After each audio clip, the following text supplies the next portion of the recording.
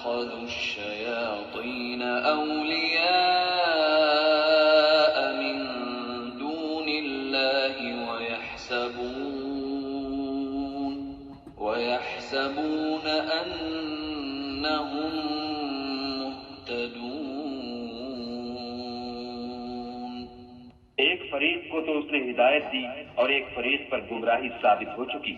ان لوگوں نے اللہ کو چھوڑ کر شیطانوں کو رفیق بنا لیا اور سمجھتے یہ ہیں کہ ہدایت یاب ہیں. یا بنی آدم خذوا زینتکم عند كل مسجد وكلوا واشربوا ولا تسرفوا انه لا يحب المسرفین.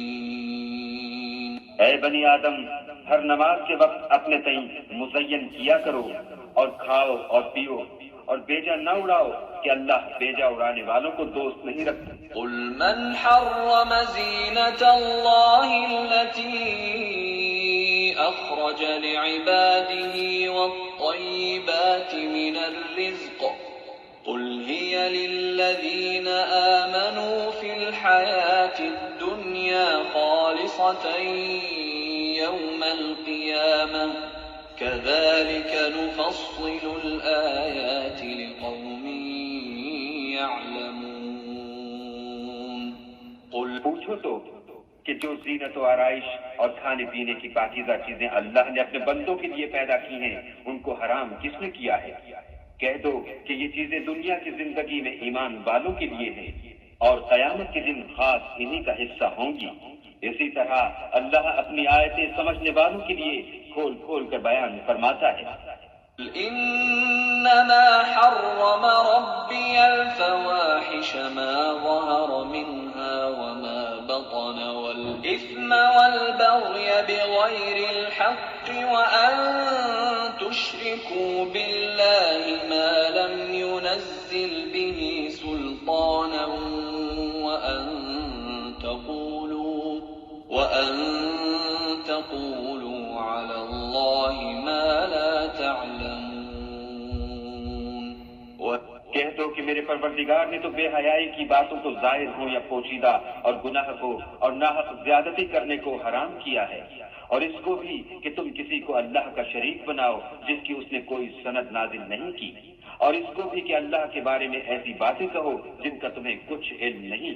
لِكُلِّ أُمَّةٍ أَجَلٌ فَإِذَا جَاءَ أَجَلُهُمْ لَا يَسْتَأْخِرُونَ سَاعَةً وَلَا يَسْتَقْدِمُونَ. اور ہر ایک فرقے کے لیے موت کا ایک وقت مقرر ہے، جب وہ آ جاتا ہے تو نہ تو ایک گھڑی دیر کر سکتے ہیں نہ جلدی.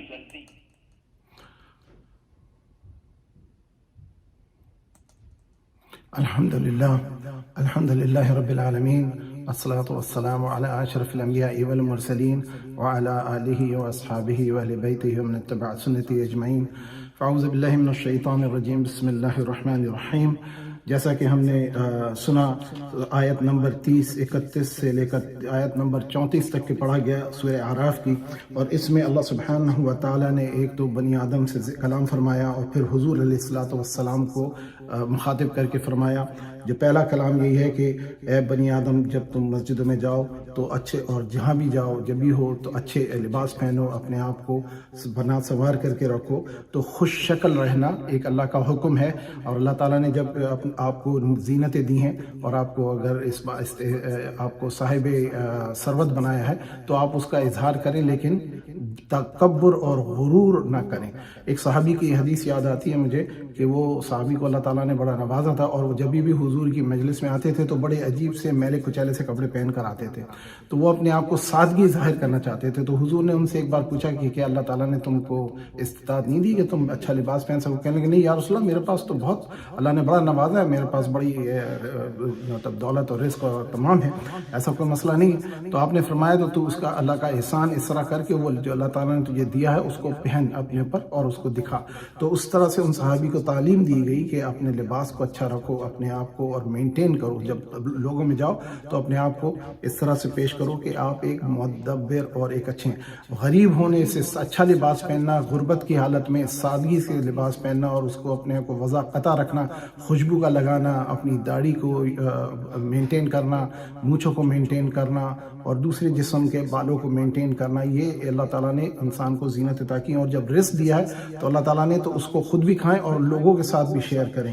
اور ایک یہ حکم ہے، اور اس کے علاوہ جیسے میں نے پچھلی بار ذکر کیا تھا کہ ایک صحابی تھے ان کے پاس صرف 2 جوڑے ہوتے تھے، ایک صحابی تھے ان کے پاس ایک ہی کپڑا ہوتا تھا، اور ان کی بیوی اور وہ یا تو وہ پہنتے تھے یا وہ پہنتی تھی، تو جب نماز کو آتے تھے تو وہ پہن کر آتے تھے اور درس سنے بغیر حضور کے دوڑ جاتے تھے۔ تو اس لوگوں نے شکایت کی کہ یا رسول اللہ ان کے ساتھ کیا معاملہ ہے، یہ آپ کی بات نہیں سنتے ہیں، کیا یہ دین سے آپ سے فیض نہیں لینا چاہتے؟ تو ان سے پوچھا حضور نے کبھی کیا مسئلہ ہے، تو انہوں نے بتایا کہ یا رسول اللہ میرے پاس صرف ایک ہی کپڑا ہے، اور وہ کپڑا جب میں جمعہ نماز پڑھنے آتا ہوں تو پہنتا ہوں، اور میری بیوی گھر میں بغیر کپڑوں کی ہوتی ہیں۔ اتنی غربت کا عالم آپ اندازہ لگائیں کہ ان کے پاس کھانے کو 1 اور 2 کھجوریں بھی ہونی ہوتی تھی۔ اور کبھی ایک صحابی تھے جن کے پاس 2 جوڑے تھے، اور وہ جو ذکر ہے، اور کئی صحابہ ایسے ہوں گے تو ان کے پاس 2 جوڑے تھے، تو وہ ایک جوڑا جمعہ کے لیے رکھتے تھے کہ صرف اس کو جمعہ کے دن پہنیں گے۔ تو جب مسجد میں ہم آتے ہیں تو اپنا بہترین لباس پہن کے اپنی بہترین وضاقتہ کے ساتھ آئیں، کیونکہ ہم اللہ کے حضور آ رہے ہوتے ہیں۔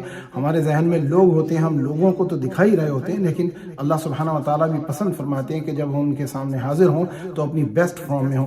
ہمارے علماء کرام اہل سنت والجماعت کے فرماتے ہیں کہ جب آپ نماز کو کھڑے ہوں تو اپنا بہترین لباس پہن کے اپنے آپ کو بہترین کیفیت میں ظاہر کریں، کیونکہ آپ اللہ تعالیٰ کے سامنے سر لگو ہیں۔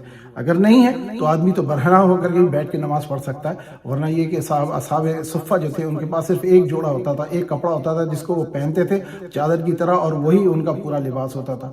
تو اس لیے ایک کیفیت کا ذکر یہ ہے کہ جب اللہ تعالیٰ نے دیا تو آدمی اس کو پہنے اور اس کا اظہار بھی کرے۔ پھر اللہ تعالیٰ نے حضور صلی اللہ علیہ وسلم کی طرف کر کے کلام فرمایا کہ قل، ان سے پوچھو، کہو کہ تم کو کس نے روکا ہے کہ جو تم کو اللہ تعالیٰ نے اچھا لباس یا اچھا ثروت دی ہے، اور اس کے بعد رزق بھی دیا ہے، حلال بھی دیا، طیب بھی دیا۔ حلال الگ چیز ہے، طیب الگ چیز ہے۔ حلال اور حرام جانور ہوتا ہے جو کہ آپ کھا سکتے ہیں، لیکن طیب جو ہوتا ہے صاف اور ستھرا اور صحت مند غذا۔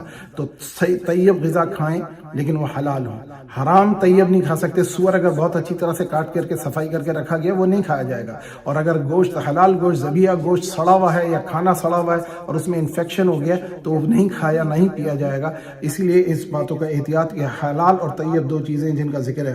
اور اللہ تعالیٰ فرماتے ہیں کہ اسراف نہ کرو، اور پھر اس کے بعد بتایا کہ تمہیں اللہ تعالیٰ نے روکا ہے، مطلب حرام کر دیا ہے انڈیسنسی، فحش جو ہے وہ ایک، اور دوسرا لباس کا حکم دیا ہے جو عورتوں کا لباس ہے مردوں کا لباس ہے، ماڈسٹی ہے، عورتوں کا سطر ہے مردوں کا سطر ہے جو ماڈسٹی ہے۔ جو پبلک میں ہوں گے جو پرائیویٹ ہوں گے اس لباس کی بڑی تفصیلات موجود ہیں کہ گھر میں آدمی کس طرح سے رہے گا، گھر میں کس طرح سے بیٹھے گا، اور رات کے وقت ان کے کتنے لباس ہوں گے، کون آ سکتا ہے کون نہیں آ سکتا، بچے کتنی عمر تک کے ماں باپ کے ساتھ رہ سکتے ہیں، یہ تمام تفصیلات ہمارے علم میں ہیں۔ تو آپ لوگ یہ سمجھتے ہیں یہ ذکر انہی باتوں کی تفصیلات میں ہے۔ اب یہ شریعت کے تھوڑے احکام اس میں آتے جا رہے ہیں، ہم دیکھ رہے ہیں کہ اللہ تعالیٰ کا کلام اس طرف رخ بدل رہا ہے۔ پھر یہ پتہ ہے اللہ تبارک تعالیٰ نے عریانی اور فحاشی انفرادی اور اجتماعی دونوں میں منع فرمایا ہے، کیونکہ وہ شیطان کا کام ہے۔ اور اس میں یہ بھی ایک بات بتا دی ہے کہ اب جو کلام آ رہا ہے کہ اے بنی آدم اس بات سے احتیاط کرو کہ شیطان نے جس نے تمہارے والدین کو جنت سے نکلوا دیا ان کو بے لباس کر دیا، تو جب آدمی لباس اتارتا ہے تو وہ شیطانی عمل میں آ جاتا ہے۔ اب یہ بات سمجھ لیں، کیونکہ مذاق اڑایا جاتا ہے کہ جی مسلمان اوور ڈریس کرتے ہیں، حقیقت یہ ہے کہ عریانی جو ہے وہ شیطانی کام ہے۔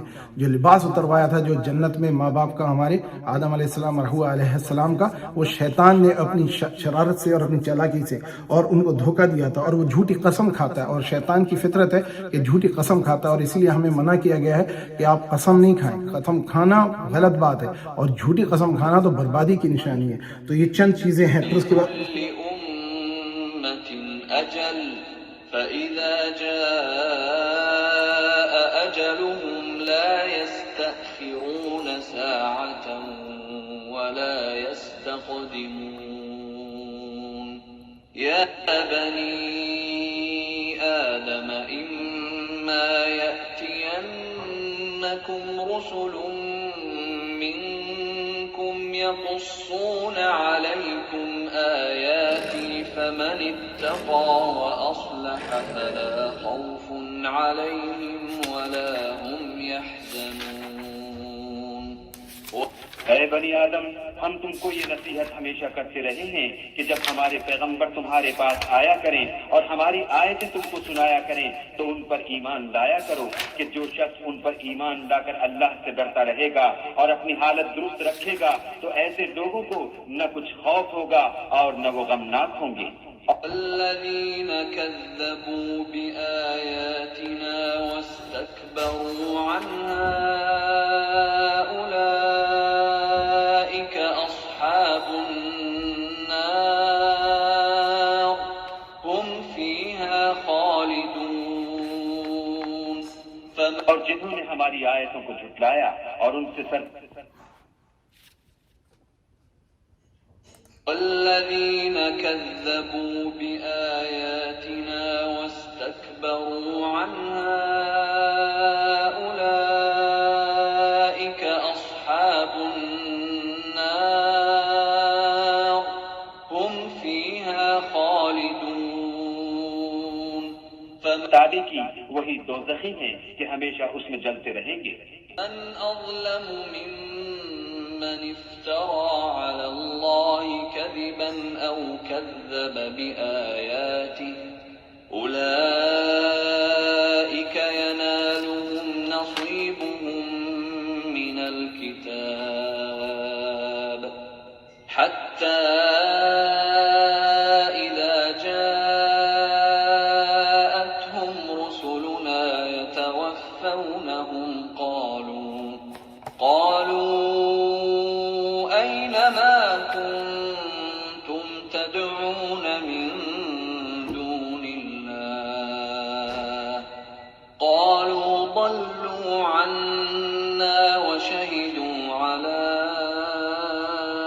أنفسهم أنهم كانوا كافرين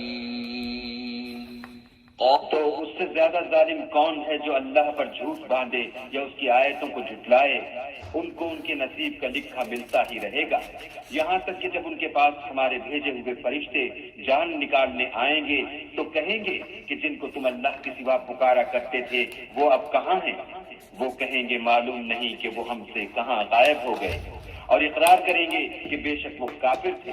قال ادخلوا في أمم قد خلت من قبلكم من الجن والإنس في النار كلما دخلت أمة لعنت أختها حتى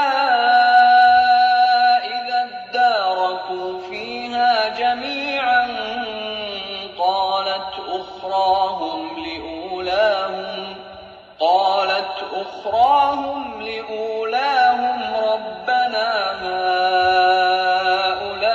هؤلاء أضلونا فآتهم عذابا ضعفا من النار قال لكل ضعف ولكن لا تعلمون تو اللہ فرمائے گا کہ جنوں اور انسانوں کی جو جماعتیں تم سے پہلے ہو گزری ہیں انہی کے ساتھ تم بھی داخل جہنم ہو جاؤ۔ جب ایک جماعت وہاں جا داخل ہوگی تو اپنی مذہبی بہن یعنی اپنی جیسی دوسری جماعت پر لعنت کرے گی، یہاں تک کہ جب سب اس میں داخل ہو جائیں گے تو پچھلی جماعت پہلی کی نسبت کہے گی کہ اے پروردگار، انہی لوگوں نے ہم کو گمراہ کیا تھا، تو ان کو آتش جہنم کا دگنا عذاب دے۔ اللہ فرمائے گا کہ تم سب کو دگنا عذاب دیا جائے گا مگر تم نہیں جانتے۔ وقالت أولاهم لأخراهم فما كان لكم علينا من فضل فذوقوا العذاب بما كنتم تكسبون۔ اور پہلی جماعت پچھلی سے کہے گی کہ تم کو ہم پر کچھ بھی فضیلت نہ ہوئی، تو جو عمل تم کیا کرتے تھے اس کے بدلے میں عذاب کے مدد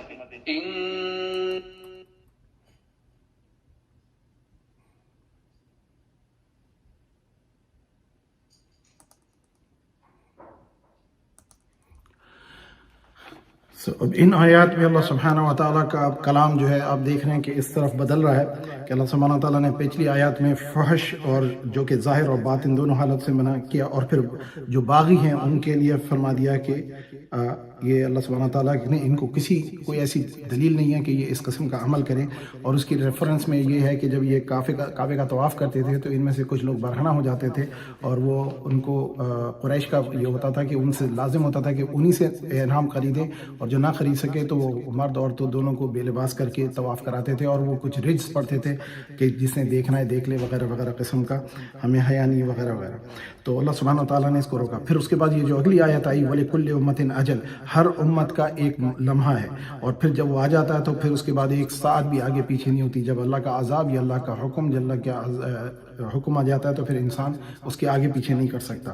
تو اسی لیے ہر چیز کے لیے اللہ سبحانہ و تعالیٰ نے اپنے علم سے یہ چیز طے کی ہے۔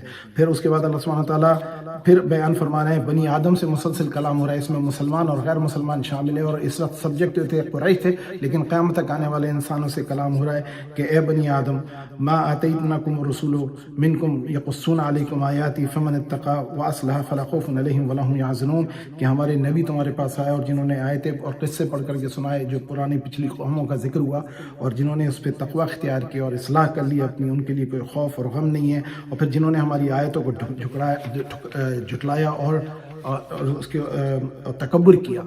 تو تکبر یہ ہوتا نا، میں بہتر ہوں اللہ کے کلام سے، اور یہ شیطانی عمل تھا۔ تو بہرحال اس پہ اللہ تعالیٰ نے فرما دیا کہ وہ جہنم میں ہوں گے اور ہمیشہ اس میں آگ میں جلتے رہیں گے۔ اور پھر اس کے بعد اللہ سبحانہ و تعالیٰ فرما رہے ہیں کہ کلام آگے بڑھتا چلا جا رہا ہے، اور اس میں یہ بیان ہو رہا ہے کہ جب لوگ جہنم میں، جب جن کا حساب کتاب ہو جائے گا، جو جنتی جنت میں چلے جائیں گے، جہنمی جہنم میں چلے جائیں گے، تو اللہ سبحانہ تعالیٰ یہ ذکر فرما رہے ہیں کہ جب ایک جماعت جائے گی تو دوسری جماعت بھی اس کے پیچھے جب داخل ہوگی جہنم میں۔ اب یہ جہنمی کا ذکر ہو رہا ہے کہ اللہ تعالیٰ جہنم کو بھر دیں گے جن اور انسانوں سے، اور ان سے جب ایک دوسرے پر داخل ہوگی تو وہ جماعتیں جو ہیں وہ ایک طرح سے عربی میں بیان کیا گیا جماعت جو ہے مؤنث کی طرح، کہ اپنی بھائی اور بہن جماعت کو وہ دیکھیں گے تو ان کو لعنت کریں گے اور ان کو برا کہیں گے، تو دوسرے جو ہوں گے پچھلے والے اگلوں کو کہیں گے کہ پہلے تو ینگ والے جو ہیں گزری ہوئی جماعت والوں کو، جو ان کے آبا و اجداد تھے، ان کی جماعت کو برا بھلا کہیں گے کہ دیکھو تمہاری وجہ سے ہم جہنم میں آ گئے۔ تو جو ان کے آبا و اجداد ہیں وہ ان سے کہیں گے کہ تم نے کون سا خیر کا کام کر لیا، اگر ہم گمراہ تھے تو تم نے اپنی عقل کا استعمال کیوں نہیں کیا۔ تو یعنی وہاں پر یہ اس روز ایک دوسرے پر لعن طعن کریں گے، اور اللہ سبحانہ و تعالیٰ سے کہے گی ایک جماعت دوسری جماعت کے بارے میں کہ اللہ ان کی وجہ سے ہم گمراہ ہوئے تو تو ان کو ہمارے پچھلے گزرووں کو دگنا عذاب دے۔ تو اللہ تعالیٰ فرمائے گا کہ سب کو دگنا عذاب ان کے اعمالوں کے حساب سے ملے گا۔ اور پھر اس کے بعد اگلی آیت میں فرمایا کہ اس کا مزہ چکھو، جو تم نے گناہ کیے ہیں، جو تم نے دلالت کی ہے، اس کا جو تم نے کمایا ہے۔ اور اللہ سبحانہ وتعالیٰ اگلی آیات میں فرما رہے ہیں کہ جنہوں نے اگلی آیت میں انشاءاللہ ذکر آئے گا کہ جہنمی کی کیفیت کو ایک طرح سے بیان کیا ہے کہ جیسے سوئی کا جو آنکھ ہوتی ہے نا، ناکا، اس جہنمی جب تک جنت میں داخل نہیں ہوگا، ایک مثال دی ہے کہ جب تک کہ سوئی کے سوراخ میں سے اونٹ نہ گزر جائے، جو کہ ناممکن ہے کہ اس کے سوراخ میں سے اونٹ گزر جائے۔ تو اس آیت کے ساتھ انشاءاللہ شروع کرتے ہیں۔ میں اس کو پھر سیٹ اپ چینج کر رہا ہوں۔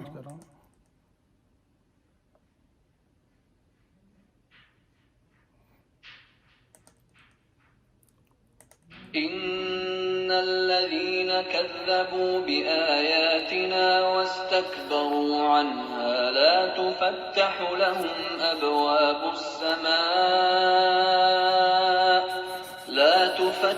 لهم أبواب السماء ولا يدخلون الجنة حتى يلج الجمل في سم الخياط وكذلك نجزي المجرمين۔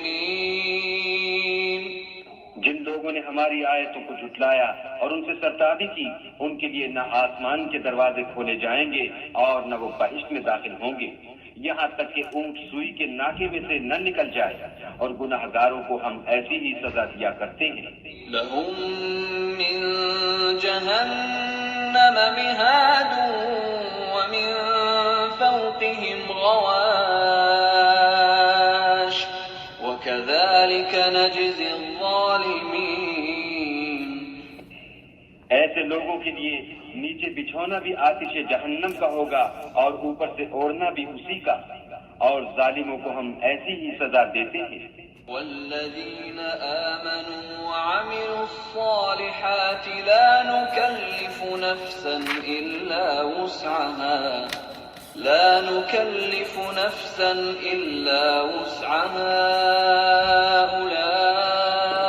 أولئك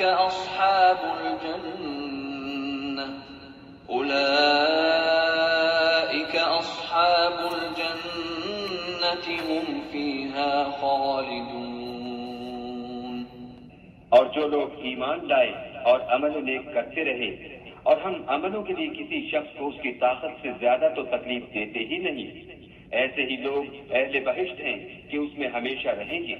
ونزعنا ما في صدورهم من غل تجري من تحتهم الأنهار وقالوا الحمد لله الذي هدانا لهذا وما كنا لنهتدي لولا أن هدانا الله لقد جاءت رسل ربنا بالحق ونودوا أن تلكم الجنة أورثتموها بما كنتم تعملون۔ اور جو کینے ان کے سینوں میں ہوں گے ہم سب نکال ڈالیں گے، ان کے محلوں کے نیچے نہریں بہ رہی ہوں گی، اور کہیں گے کہ اللہ کا شکر ہے جس نے ہم کو یہاں کا رستہ دکھایا، اور اگر اللہ ہم کو رستہ نہ دکھاتا تو ہم رستہ نہ پا سکتے۔ بے شک ہمارے پروردگار کے رسول حق بات لے کر آئے تھے، اور اس روز منادی کر دی جائے گی کہ تم ان اعمال کے صلے میں جو دنیا میں کرتے تھے اس بہشت کے مالک بنا دیے گئے ہو۔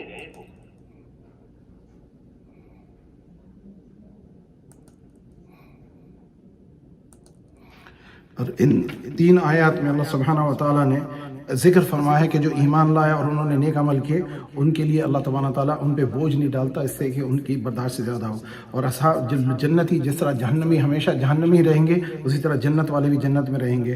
اور پھر اس کے بعد ایک دعا بتائی کہ قالوا الحمد للہ الذی ہدانا لہذا وما كنا لنہتدی لولا ان ہدانا اللہ۔ یہ مومنین جنت والے کہیں گے حمد اللہ کی جس نے ہمیں ہدایت دی اس دین پر، اور ورنہ تو اگر ہم ہدایت نہ پاتے تو ہم نقصان میں ہوتے۔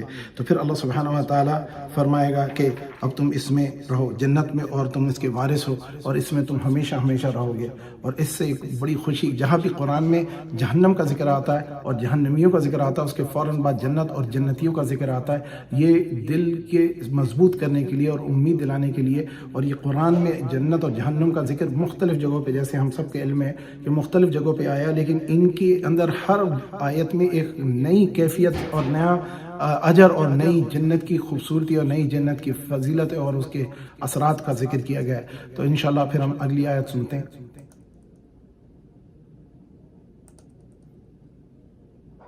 ونادى أصحاب الجنة أصحاب النار أن قد وجدنا ما وعدنا ربنا حقا فهل وجدتم ما وعد ربكم حقا قالوا نعم فأذن مؤذن بينهم اللعنة الله على الظالمين۔ اور اہل بہشت دوزخیوں سے پکار کر کہیں گے کہ جو وعدہ ہمارے پروردگار نے ہم سے کیا تھا ہم نے تو اسے سچا پا لیا، بھلا جو وعدہ تمہارے پروردگار نے تم سے کیا تھا تم نے بھی اسے سچا پایا؟ وہ کہیں گے ہاں، تو اس وقت ان میں ایک پکارنے والا پکار دے گا کہ بے انصافوں پر اللہ کی لعنت۔ الذين يصدون عن سبيل الله ويبغونها عوجا وهم بالآخرة كافرون۔ جو اللہ کی راہ سے روکتے اور اس میں کجی ڈھونڈتے اور آخرت سے انکار کرتے تھے۔ وبينهما حجاب وعلى الأعراف رجال يعرفون كلا بسيماهم ونادوا أصحاب الجنة أن سلام عليكم لم يدخلوها وهم يطمعون. ان دونوں یعنی بہشت اور دوزخ کے درمیان آراف نام ایک دیوار ہوگی، اور آراف پر کچھ آدمی ہوں گے جو سب کو ان کی صورتوں سے پہچان لیں گے، تو وہ اہل بہشت کو پکار کر کہیں گے کہ تم پر سلامتی ہو. یہ لوگ ابھی بہشت میں داخل تو نہیں ہوئے ہوں گے مگر امید رکھتے ہوں گے. وَإِذَا صُرِفَتْ أَبْصَارُهُمْ تِلْقَاءَ أَصْحَابِ النَّارِ قَالُوا رَبَّنَا لَا تَجْعَلْنَا مَعَ الْقَوْمِ الظَّالِمِينَ. اور جب ان کی نگاہیں پلٹ کر اہل دوزخ کی طرف جائیں گی تو عرض کریں گے کہ اے ہمارے پروردگار، ہم کو ظالم لوگوں کے ساتھ شامل نہ کر. فنادى أصحاب الأعراف رجالا يعرفونهم بسيماهم قالوا ما أغنى عنكم جمعكم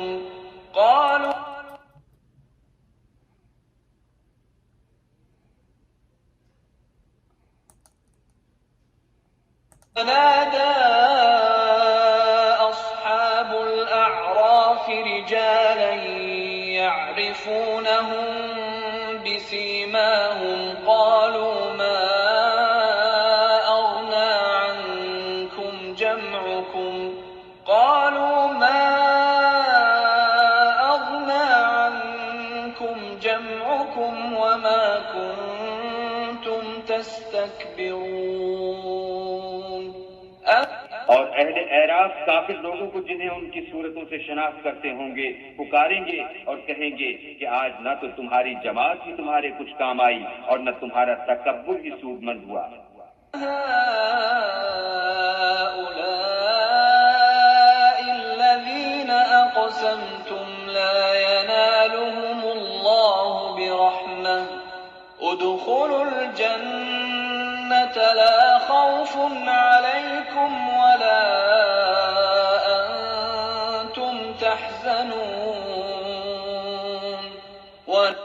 پھر مومنوں کی طرف سے اشارہ کر کے کہیں گے کیا یہ وہی لوگ ہیں جن کے بارے میں تم قسمیں کھایا کرتے تھے کہ اللہ اپنی رحمت سے ان کی دستگیری نہ کرے گا؟ تو مومنوں تم بہشت میں داخل ہو جاؤ، تمہیں کچھ خوف نہیں اور نہ تم کو کچھ رنج و اندوہ ہوگا.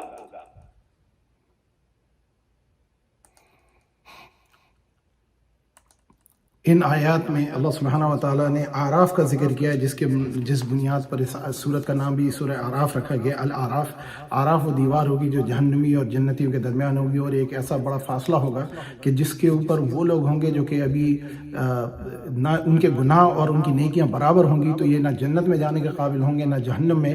تو یہی ایک اکثر علماء کا کہنا ہے کہ آراف کے پہ بھی آ جانا بڑی فضیلت ہے، کیونکہ جہنم سے بچت ہو جائے گی. اور یہ لوگ جو ہے آراف والے، ان کے بارے میں علماء کا بیان ہے کہ یہ وہ لوگ ہوں گے کہ جنہوں نے ان میں شہداء بھی ہوں گے، صالحین بھی ہوں گے، نیک بندے بھی ہوں گے، لیکن انہوں نے ایسے گناہ کیے ہوں گے کہ جن کا مداوع نہیں کیا. اس میں سے ایک مثال علماء کہتے ہیں کہ اگر کوئی شہید ہے اور اس نے اپنے والدین کو راضی نہ رکھا اور اس کے والدین اس سے ناراض تھے تو وہ جنت میں داخل نہیں کیا جائے گا، وہ آراف میں بٹھایا جائے گا. ایک نیک اور صالح بندہ ہے، اس نے لوگوں کے ساتھ ایسا معاملہ کیا ہے کہ جس میں اس کی نیکیاں برابر ہو گئیں گناہوں سے، تو وہ بھی وہیں رکا ہوگا. اور یہ اس پر بھی بہت بڑا شکر ادا کریں گے کہ اللہ تعالیٰ ان کو الٹیمیٹلی امید یہ ہے، اللہ تعالیٰ فضل و کرم سے ان کے والدین کو راضی کر کے ان کو معاف فرما کر کے ان شہداء کو جنت میں داخل کر دے دے گا ان صالحین کو اور نیک لوگوں کو جن کی نیکیاں ہوں گی. اب ان لوگوں کا بیان دیکھیے آپ کس طرح سے کہ جب فیصلہ یہ ہوگا کہ جب لوگ جنتی ہوں گے جنت میں چلے جائیں گے، جہنمی جہنم میں چلے جائیں گے، اور آراف والے بیٹھے ہوں گے تو وہ جنت والوں کی طرف دیکھ کر بولیں گے کہ یہ تو وہی لوگ ہیں جن کے بارے میں ہم ذکر سنا کرتے تھے. اور ایک خاص جو اس میں آیت میں پہچان کی گئی کہ ان کو ان کے ماتھوں سے پہچانا جائے گا، اور ان کے بے سیما ہوں، ان کے سیما یعنی ان کے فور ہیڈ ماتھوں پہ نشانیاں ہوں گی جس سے وہ پہچان لیں گے، اور چہرے اس طرح سے ان کو واضح ہوں گے. لیکن جہنمی جب یہ اپنی تکلیف میں ہوں گے تو وہ ان جہنمی کی طرف دیکھ کر کے بولیں گے اللہ تعالیٰ سے کہ اللہ ہمیں ان کے ساتھ معاملہ نہ فرمانا، اللہ سے توبہ استغفار کریں گے. تو یہ اہل آراف ہو جانا، جنت میں اگر کوئی نہ گیا تو اہل آراف ہو جانا اس سے درجہ افضل ہے جو جہنم میں رہے گا. تو یہ وہ کیفیت ہوگی کہ جب جہنم میں مسلمان اپنے گناہوں کی سزا بھگت کر کے بیٹھے ہوئے، یعنی ابھی جنت میں نہیں گئے لیکن آراف پہ لائے گئے.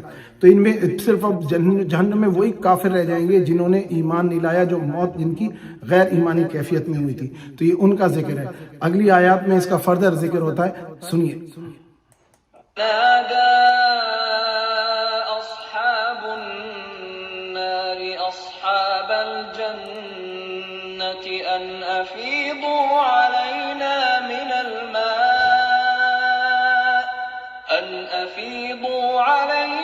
من الماء أو مما رزقكم الله قالوا إن الله حرمهما على الكافرين. اور دوزخی بہشتیوں سے گڑ گڑا کر کہیں گے کہ کسی قدر ہم پر پانی بہاؤ، یا جو رزق اللہ نے تمہیں عنایت فرمایا ہے ان میں سے کچھ ہمیں بھی دو. وہ جواب دیں گے کہ اللہ نے بہشت کا پانی اور رزق کافروں پر حرام کر دیا ہے. الذين اتخذوا دينهم لهوا ولعبا وغرتهم الحياة الدنيا فاليوم ننساهم كما نسوا لقاء يومهم هذا وما كانوا بآياتنا يجحدون. جنہوں نے اپنے دین کو تماشا اور کھیل بنا رکھا تھا اور دنیا کی زندگی نے ان کو دھوکے میں ڈال رکھا تھا، تو جس طرح یہ لوگ اس دن کے آنے کو بھولے ہوئے اور ہماری آیتوں سے منکر ہو رہے تھے، اسی طرح آج ہم بھی انہیں بھلا دیں گے. لقد جئناهم بكتاب فصلناه على علم هدى ورحمة لقوم يؤمنون. اور ہم نے ان کے پاس کتاب پہنچا دی ہے جس کو علم و دانش کے ساتھ کھول کھول کر بیان کر دیا ہے، اور وہ مومن لوگوں کے لیے ہدایت اور رحمت ہے. هل ينظرون إلا تأويله يوم يأتي تأويله يقول الذين نسوه من قبل قد جاءت رسل ربنا بالحق فهل لنا من شفعاء فيشفعوا لنا أو نرد فنعمل غير الذي كنا نعمل قد خسروا أنفسهم وضل عنهم ما كانوا يفترون. کیا یہ لوگ اس کے وقوع کے منتظر ہیں جس دن وہ واقع ہو جائے گا؟ تو جو لوگ اس کو پہلے سے بھولے ہوئے ہوں گے وہ بول اٹھیں گے کہ بے شک ہمارے پروردگار کے رسول حق لے کر آئے تھے. بھلا آج ہمارے کوئی سفارشی ہیں کہ ہماری سفارش کریں، یا ہم دنیا میں پھر لوٹا دیے جائیں کہ جو عمل بد ہم پہلے کرتے تھے وہ نہ کریں بلکہ ان کے سوا اور نیک عمل کریں. بے شک ان لوگوں نے اپنا نقصان کیا اور جو کچھ یہ اس طرح کیا کرتے تھے ان سے سب جاتا رہا.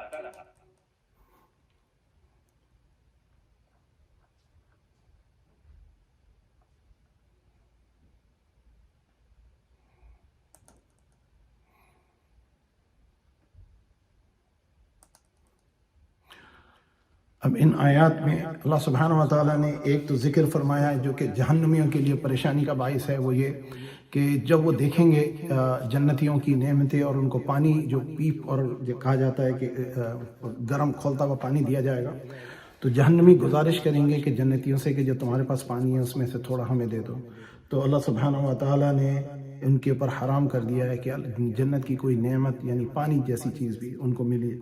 تو یہ ایک بہت تکلیف دہ کیفیت ہے جس کا ذکر ان آیات میں کیا گیا ہے 53 آیات تک کے، اور یہ ایک انسان کے لیے بڑی تصور کرنے کی بات ہے کہ یہ مستقبل کا ذکر ہو رہا ہے جو ہم نہ جانتے ہیں، تو یہ جتنا بھی ذکر ہے یہ آئندہ آنے والی چیزوں کا ہے، اور یہی ایمان بالغیب ہے کہ جنت ہوگی، جہنم ہوگی، اعراف ہوگی، جہنمیوں کو عذاب ہوگا، جنتیوں کو ثواب ہوگا، ان کو نعمتیں دی جائیں گی، ان کے دلوں سے کینہ اور بغض نکال دیا جائے گا، جس پہ حضرت علی کا قول ہے کہ جب عبداللہ ابن زبیر رضی اللہ تعالیٰ عنہ سے ملے، جب ان کے حضرت زبیر بن عوام رضی اللہ تعالیٰ عنہ کو جنگ جمل میں وہ شہید ہو گئے تھے اور ان کو شہید کرنے والا انہی کی طرف سے ایک وہ خارجی تھا، تو بہرحال آپ نے حضرت علی نے فرمایا عبداللہ ابن زبیر کو کہ جنت میں ہم اور تمہارے والد ایک دوسرے کے سامنے مسند لگائے بیٹھے ہوں گے اور ہمارے دلوں میں کوئی کجی نہیں ہوگی۔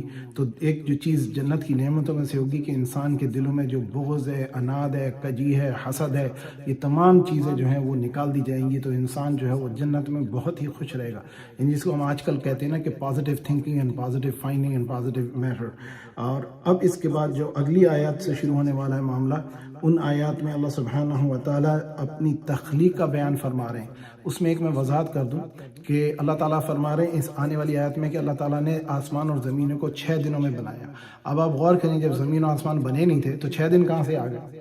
تو یہ اس کے جو علماء کی تفسیر ہے اور وہ تعویل ہے، اور وہ یہ ہے کہ یا تو یہ وہ دن ہے جو اللہ تعالیٰ جانتے ہیں، یا اللہ کے ہاں تھے جو کائنات بنانے سے پہلے، یعنی اللہ نے اپنا کچھ پہلے تخلیق کیے ہوں گے، جو کہ جیسے اگلی آیات میں آئے گا قرآن کے اندر ہم پڑھیں گے کہ اللہ کے وہاں ایک دن جو ہے زمین کے 50,000 دنوں کے برابر ہے، تو یا وہ 50,000 والے 6 دن تھے، یا کیونکہ کائنات کی تخلیق میں جو ٹائم لگا جس کو ہم کہتے ہیں لائٹ ایئرز کا ڈسٹینس اور ٹریول اور اسپیس اور ٹائم، یا پھر یہ وہ ہے کہ اللہ تعالیٰ ہمیں ایک مثال دے رہے ہیں کہ تمہاری زمین کے جب 6 دن ہیں اس حساب سے اللہ تعالیٰ نے بنا دیا تھا جبکہ زمین بنی نہیں تھی۔ اور پھر اس کے بعد اللہ سبحانہ تعالیٰ عرش کو اس نے برابر فرمایا، اللہ تعالیٰ عرش پہ بیٹھتا نہیں ہے، اللہ تعالیٰ عرش سے ایڈمنسٹر فرماتے ہیں، اللہ کو ان چیزوں کی ضرورت نہیں ہے۔ اور پھر سورج، چاند، ستارے اور ان تمام چیزوں کو اللہ نے مسخر فرما دیا۔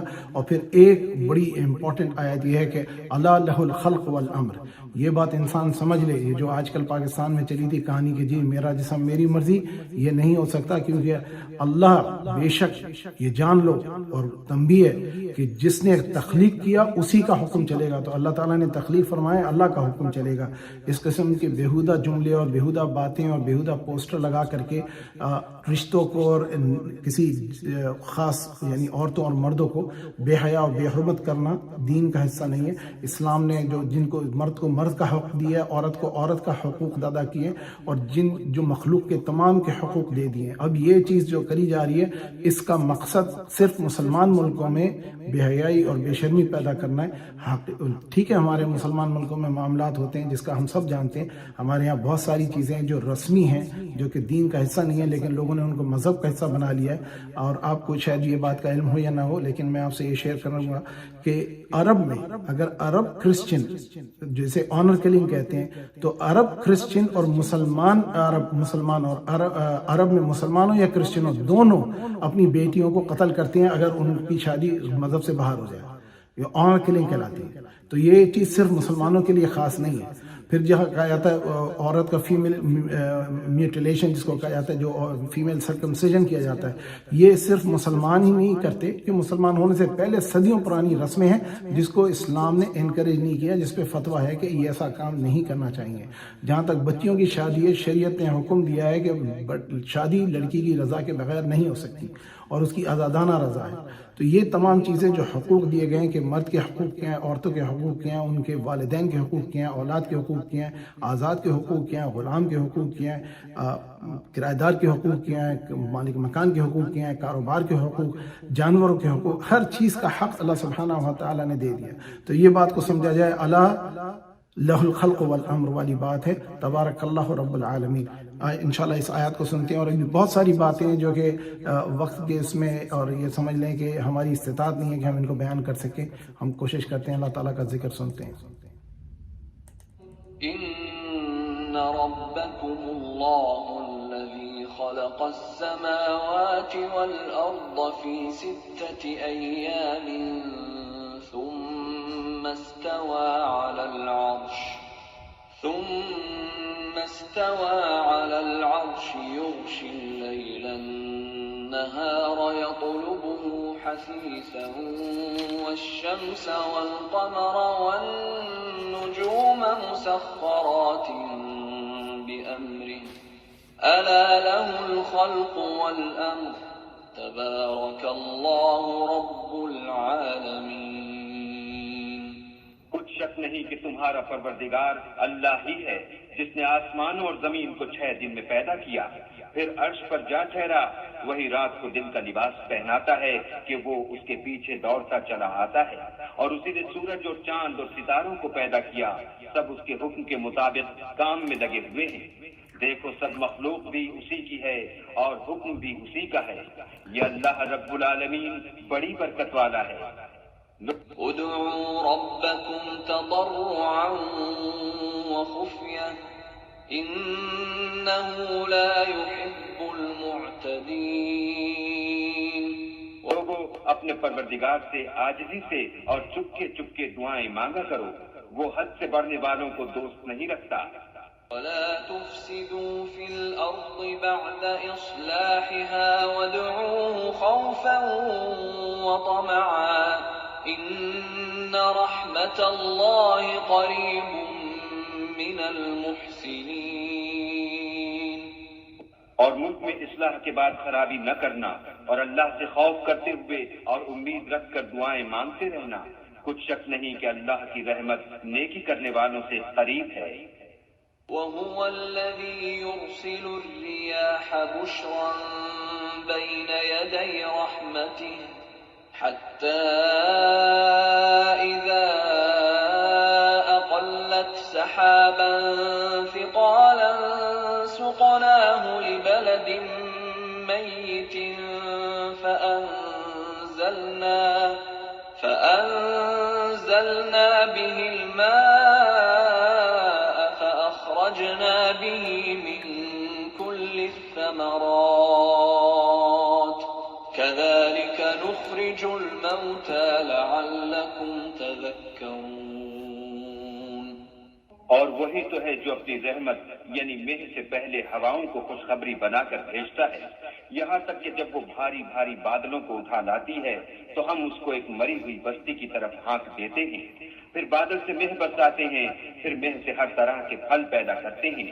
اس طرح ہم مردوں کو زمین سے زندہ کر کے باہر نکالیں گے. یہ آیات اس لیے بیان کی جاتی ہیں تاکہ تم نصیحت پکڑو. والبلد الطيب يخرج نباته بإذن ربه والذي خبث لا يخرج إلا نكدا كذلك نصرف الآيات لقوم يشكرون. جو زمین پاکیزہ ہے اس میں سے سبزہ بھی پروردگار کے حکم سے نفیس ہی نکلتا ہے، اور جو خراب ہے اس میں جو کچھ نکلتا ہے ناقص ہوتا ہے. اسی طرح ہم اپنی آیتوں کو شکر گزار لوگوں کے لیے پھیر پھیر کر بیان کریں.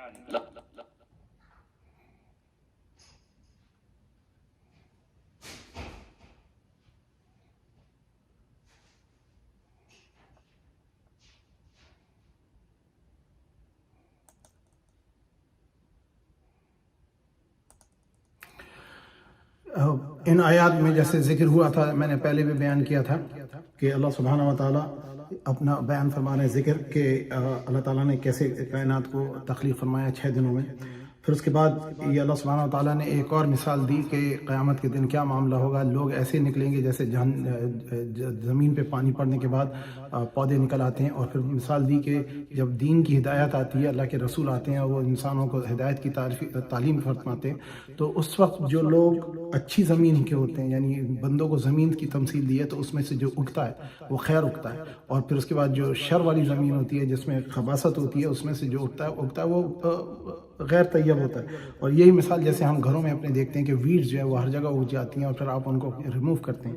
تو یہ ایک ایسی مثال دے کر کے اللہ تعالیٰ نے انسان کو اس کو یاد دلایا ہے کہ اللہ کے سوا کسی کی عبادت نہ کرو اور اس کو خوف اور امید سے پکارو. اللہ تعالیٰ کو جب بھی یاد کریں ہمیں خوف اور امید سے کرنا چاہیے. دعا المغ العبادہ، جیسے حضور نے فرمایا کہ عبادت کا مغ جو ہے، دماغ جو ہے، وہ عبادت کا دعا ہے، اور دعا جو ہے وہ ہر حالت میں اور ہر وقت کرنی چاہیے. لیکن خصوصاً بالخصوص دیرا اوقات ہوتے ہیں اور لمحات ہوتے ہیں جن میں آدمی مانگے اور دل کو اللہ تعالیٰ کی طرف رجوع کرنا چاہیے، کیونکہ یہ قرآن سنتے ہیں کچھ لوگوں کے دل پسیج جاتے ہیں اور ان پہ رقت طاری ہو جاتی ہے اور ان کی آنکھوں سے آنسو بہنے لگتے ہیں، وہ سجدہ ریز ہو جاتے ہیں اور پھر اللہ تعالیٰ کو پکارتے ہیں گڑ گڑا کر کہ اس کی رضا اور اس کی محبت اور اس کی عطا کے خواہش مند ہوتے ہیں. تو یہ اب اس کے بعد جو ذکر شروع ہوگا وہ حضرت نوح علیہ السلام کا ذکر ہوگا. آپ کو چند باتیں ذرا وضاحت کر دوں. آدم علیہ السلام کا ذکر مسجد اس قرآن کے اندر 25 مرتبہ آیا ہے. نوح علیہ السلام کا اور ان کی قوم کا ذکر تقریباً 43 ٹائمز آیا ہے. پھر حضرت نوح علیہ السلام کے بعد قوم ہود، جو ہود علیہ السلام کی قوم عاد ہے، جو کہ 18 مرتبہ قرآن میں ان کا ذکر آیا ہے. اور صالح علیہ السلام کی قوم سمود، جو کہ اس کے بعد کی، نوح علیہ السلام کے بعد عاد تھے، پھر اس کے بعد سمود آئے، اور یہ بڑے طاقتور اور قوی اور جسم کے لوگ ہوتے تھے جو پہاڑوں کو تراش کر کے گھر بناتے تھے. سمود جو صالح علیہ السلام کی قوم ہے، جن کی اونٹنی کا جنہوں نے قتل کیا تھا، وہ 26 مرتبہ اس کا مینشن کیا گیا ہے. پھر اس کے بعد ہم آتے ہیں، ہم دیکھتے ہیں کہ موسیٰ علیہ السلام اور فرعون کا ذکر آ رہا ہے. ان سے پہلے شعیب علیہ السلام کا ذکر جو مدائن میں بھیجے گئے تھے 4 مرتبہ آیا ہے، اور 10 مرتبہ مدائن کا ذکر آیا، اور یہ وہ لوگ تھے جو کہ دھوکہ کرتے تھے. ان کا ذکر آئندہ ابھی آنے والی آیتوں میں آئے گا. پھر اس کے بعد حضرت موسیٰ علیہ السلام کی فرعون کا ذکر جو ہے، حضرت موسیٰ علیہ السلام کا 136 مرتبہ قرآن میں ذکر آیا اور فرعون کا 74 بار نام آیا ہے. تو ان چیزوں سے ہمیں پتہ لگتا ہے. پھر ابراہیم علیہ السلام کا کوئی 69 ٹائمز نام آیا ہے. تو یہ تمام انبیاء کرام جو ہیں ان کا ذکر بار بار دہرا کر کے مختلف جگہوں پہ آیا ہے، اور اس سے مثال یہ دینا ہے کہ یہ سب توحید کی دعوت دینے والے تھے.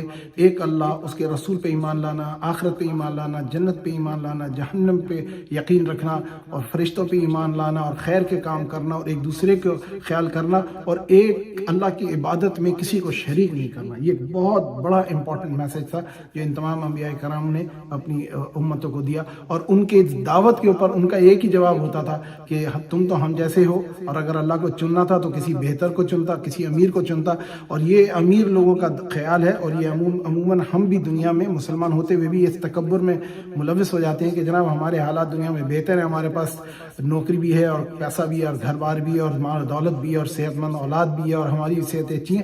تو ہم سمجھتے ہیں اللہ کی رحمت میں اس بات کا سمجھتے ہوئے کہ کوئی اور مسلمان جو تکلیف میں ہوتا ہے تو کہا جاتا ہے عموماً کہ جی حرکتوں کا تو ان کو بھگتنا پڑے گا، نعوذ باللہ. یا کسی کو کوئی بیماری آ جاتی ہے تو ہمارے ایک بڑا معمولی سا جملہ جو کہہ دیتے ہیں پچھلوں کا کیا دھرا اگلوں کے سامنے آ رہا ہے، یہ ایک بےہودہ جملہ ہے. اللہ سبحانہ و تعالیٰ کسی بھی بندے کو کبھی بھی اپنی اس کی آزمائش میں ڈال سکتا ہے، جیسا کہ حضور کے نواسے حضرت امام حسین کو اور تمام صحابہ کرام کو، علماء کرام کو اللہ تعالیٰ نے آزمایا ہے. جیسے کہ ہمیں یہ بھی پتہ ہے کہ جب کبھی صحابہ کرام پہ پریشانی مشکل نہیں آتی تھی تو وہ ڈرتے تھے کہ کہیں اللہ کا عذاب نہ ہو گیا، کیونکہ اللہ تعالیٰ نے ان لوگوں کو، جس قوموں کو، جیسے نوح علیہ السلام کی قوم کو 950 سال تک کے ان کا ایک ہی دعوت تھی کہ توحید پہ آ جاؤ، اللہ کے علاوہ کسی کو شرک میں شامل نہ کرو. تو وہ 950 سال تک کے نوح علیہ السلام کو ایک ہی بولتے تھے کہ اگر تم اتنے سچے ہو تو ہم پر عذاب لے آؤ. اب غور کریں کہ 950 سال، ہماری تو عمریں بھی اتنی نہیں ہو سکتی، ہم تو تصور میں بھی اتنا نہیں رہ سکتے، ہم تو 50 سال میں ختم ہو جانے والی قوم ہے. تو ان کو 950 سال نبی کو کتنی تکلیف اور اذیت ہوگی، اور وہ ان کو نعوذ باللہ کفر کرتے تھے انبیاء سے، ان کو جھٹلاتے تھے، ان کو جھوٹا بولتے تھے، اور پھر ان کو بہتان لگاتے تھے، پھر ان کی بے ادبی کر کے انہیں کہتے تھے کہ تم جو ہو تم کم عقل اور بے شعور ہو، تمہارے پاس فہم اور ادراک ہی نہیں ہے. نعوذ باللہ ان کی بے ادبی بھی کرتے تھے. اب یہ سنیں اس میں کہ نوح علیہ السلام نے کتنی تکلیف کی حالت میں اپنی امت کو، اپنی قوم کو ہدایت کی تعلیم دی، اور اس کے باوجود بھی وہ نہیں مانے، لیکن آپ نے صبر کا دامن نہیں چھوڑا. پھر آخر میں اللہ تعالیٰ سے انہوں نے دعا بھی کری، جو کہ اگلی آیات میں آئے گا. تو اس وقت ان کا ذکر سنتے ہیں. نوح علیہ السلام کا لقد أرسلنا نوحا إلى قومه فقال يا قوم اعبدوا الله ما لكم من إله غيره فقال يا قوم اعبدوا الله ما لكم من إله غيره إني أخاف عليكم عذاب يوم عظيم. ہم نے نوح کو ان کی قوم کی طرف بھیجا تو انہوں نے ان سے کہا اے میری برادری کے لوگوں، اللہ کی عبادت کرو، اس کے سوا تمہارا کوئی معبود نہیں، مجھے تمہارے بارے میں بڑے دن کے عذاب کا بہت ہی ڈر ہے۔ قال الملأ من قومه إنا لنراك في ضلال مبين۔ تو جو ان کی قوم میں سردار تھے وہ کہنے لگے کہ ہم تمہیں صریح گمراہی میں مبتلا دیکھتے ہیں۔ قال يا قوم ليس بي ضلالة ولكني رسول من رب العالمين۔ انہوں نے کہا اے قوم، مجھ میں کسی طرح کی گمراہی نہیں ہے، بلکہ میں پروردگار عالم کا پیغمبر ہوں۔ أبلغكم رسالات ربي وأنصح لكم وأعلم من الله ما لا تعلمون۔ تمہیں اپنے پروردگار کے پیغام پہنچاتا ہوں اور تمہاری خیر خواہی کرتا ہوں، اور مجھ کو اللہ کی طرف سے ایسی باتیں معلوم ہیں جن سے تم بے خبر ہو۔ أَوَعَجِبْتُمْ أَن جَاءَكُمْ ذِكْرٌ مِّن رَّبِّكُمْ عَلَىٰ رَجُلٍ مِّنكُمْ لِيُنذِرَكُمْ وَلِتَتَّقُوا وَلَعَلَّكُمْ تُرْحَمُونَ۔ کیا تم کو اس بات سے تعجب ہوا ہے کہ تم میں سے ایک شخص کے ہاتھ تمہارے پروردگار کی طرف سے تمہارے پاس نصیحت آئی تاکہ وہ تم کو ڈرائے اور تاکہ تم پرہیزگار بنو اور تاکہ تم پر رحم کیا جائے؟ فَكَذَّبُوهُ فَأَنجَيْنَاهُ وَالَّذِينَ مَعَهُ فِي الْفُلْكِ وَأَغْرَقْنَا الَّذِينَ كَذَّبُوا بِآيَاتِنَا إِنَّهُمْ كَانُوا قَوْمًا عَمِينَ۔ مگر ان لوگوں نے ان کی تکذیب کی تو ہم نے نوح کو اور جو ان کے ساتھ کشتی میں سوار تھے ان کو تو بچا لیا، اور جن لوگوں نے ہماری آیتوں کو جھٹلایا تھا انہیں غرق کر دیا۔ کچھ شک نہیں کہ وہ اندھے لوگ۔ وَإِلَىٰ عَادٍ أَخَاهُمْ هُودًا قَالَ يَا قَوْمِ اعْبُدُوا اللَّهَ مَا لَكُم مِّنْ إِلَٰهٍ غَيْرُهُ أَفَلَا تَتَّقُونَ۔ اور اسی طرح قوم عاد کی طرف ان کے بھائی ہود کو بھیجا، انہوں نے کہا کہ بھائیو اللہ ہی کی عبادت کرو، اس کے سوا تمہارا کوئی معبود نہیں، کیا تم ڈرتے نہیں؟ قال الملأ الذين كفروا من قومه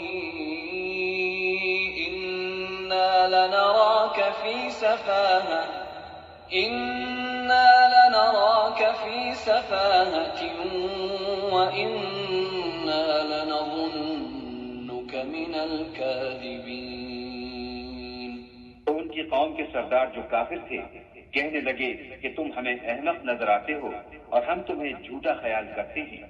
قال يا قوم ليس بي سفاهة ولكني رسول من رب العالمين۔ انہوں نے کہا کہ میری قوم مجھ میں طاقت کی کوئی بات نہیں ہے، بلکہ میں رب العالمین کا پیغمبر ہوں۔ أبلغكم رسالات ربي وأنا لكم ناصح أمين۔ میں تمہیں اللہ کے پیغام پہنچاتا ہوں اور تمہارا امانت دار خیر خواہ ہوں۔ أَوَعَجِبْتُمْ أَن جَاءَكُمْ ذِكْرٌ مِّن رَّبِّكُمْ عَلَىٰ رَجُلٍ مِّنكُمْ لِيُنذِرَكُمْ واذكروا إذ جعلكم خلفاء من بعد قوم نوح وزادكم في الخلق بسطة فاذكروا آلاء الله لعلكم تفلحون۔ کیا تم کو اس بات سے تعجب ہوا ہے کہ تم میں سے ایک شخص کے ہاتھ تمہارے پروردگار کی طرف سے تمہارے پاس نصیحت آئی تاکہ وہ تمہیں ڈرائے؟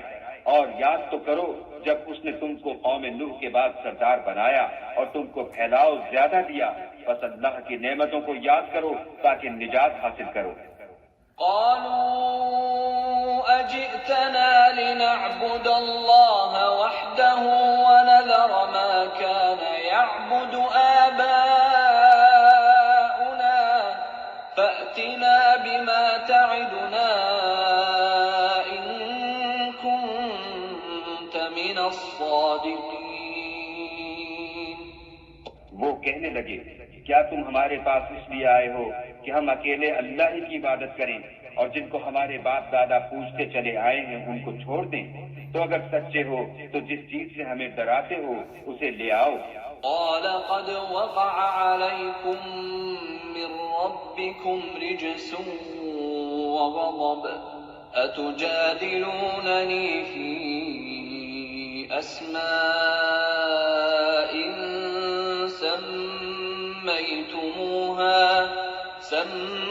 سميتموها أنتم وآباؤكم ما نزل الله بها من سلطان فانتظروا إني معكم من المنتظرين. ہود نے کہا کہ تمہارے پروردگار کی طرف سے تم پر عذاب اور غضب کا نازل ہونا مقرر ہو چکا ہے. کیا تم مجھ سے ایسے ناموں کے بارے میں جھگڑتے ہو جو تم نے اور تمہارے باپ دادا نے اپنی طرف سے رکھ لیے ہیں جن کی اللہ نے کوئی سند نازل نہیں کی؟ تو تم بھی انتظار کرو، میں بھی تمہارے ساتھ انتظار کرتا ہوں. فأنجيناه والذين معه برحمة منا وقطعنا دابر الذين كذبوا بآياتنا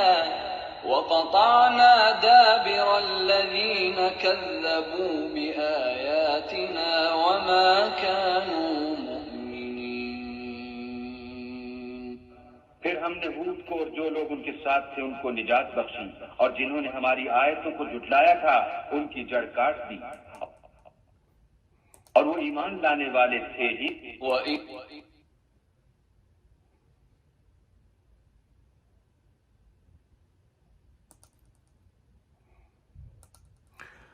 تو ان آیات میں آیت نمبر 72 پہ اب ہم پہنچے ہیں، اور اس میں آپ نے پہلے سنا نوح علیہ السلام کا ذکر، پھر اس کے بعد ہود علیہ السلام کا کہ اللہ سبحانہ تعالیٰ نے نوح علیہ السلام کی قوم کو تباہ کر کے اور ان کو عذاب میں ان کو مبتلا کر کے جب ان سے جو بچے تھے، تو ہمیشہ ایک بات یاد رکھنے کی ہے کہ اللہ تعالیٰ کے اوپر ایمان لانے والے جو کہ دکھتا ہے کہ پرسیکیوٹ ہو رہے ہیں اور ہمیشہ نقصان میں ہیں یا پریشانی میں ہیں، حقیقت میں وہی زندہ بچے اور وہی کو اللہ تعالیٰ نے دنیا اور آخرت میں کامیابی دی.